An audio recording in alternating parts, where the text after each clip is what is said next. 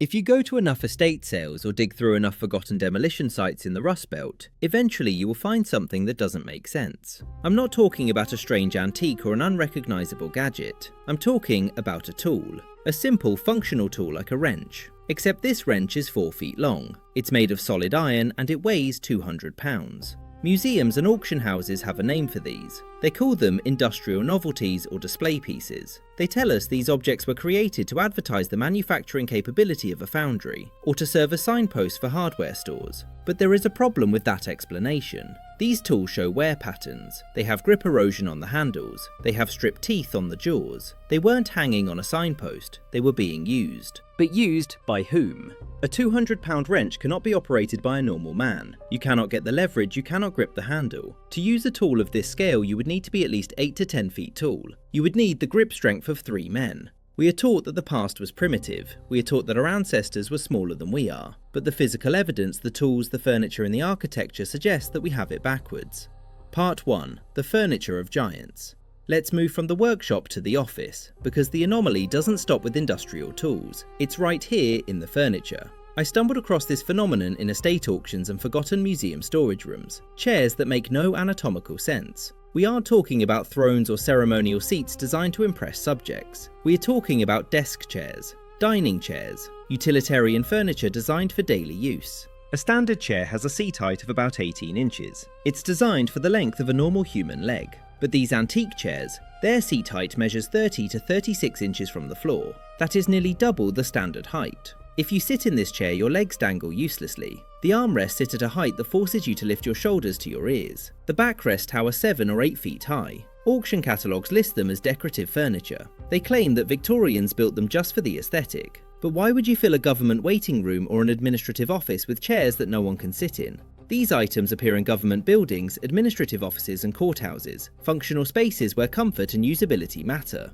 You don't put a novelty chair in the office of a busy administrator. You put a chair that fits the administrator. When you combine the 200-pound wrench with the 36-inch chair, you stop looking at art and start looking at ergonomics. These objects were built for a specific body type. A body type that history tells us never existed, but which the evidence screams was right here. Part 2. The architecture of oversight. Once you accept that the tools and the furniture were oversized, the buildings suddenly make sense. I used to look at the massive doorways in 18th and 19th century government buildings and think, wow, they really wanted to be impressive. We are told it's about grandeur, intimidation, but look closer. I'm not talking about the main entrance, I'm talking about the interior corridors. In St. Petersburg, administrative buildings from the 1700s have 12-foot doors in back hallways. In Buenos Aires, municipal structures feature staircases with risers so tall that a normal person has to stretch to climb them. Grandeur explains the front door. It does not explain why the service hallway has a 15-foot clearance. It doesn't explain why the door handle is positioned at face level for a modern human. The official narrative asks us to believe that our ancestors wasted millions of dollars and man-hours building spaces that were drafty, impossible to heat and inconvenient to use just for style. But if you place a 9-foot tall human in that frame, the waste disappears. The door handle is at the perfect height. The stair risers accommodate their stride. The 30-foot ceilings allow for air circulation appropriate for their physiology. These buildings weren't oversized, they were perfectly sized. They became oversized only when the original occupants vanished. We are like children living in our parents' house, wondering why the counters are so high. Part 3. The photographic proof. Now, the skeptics will say, where are they? If these people built the cities and used the wrenches, where is the proof? The proof is in the photographs we were never supposed to see.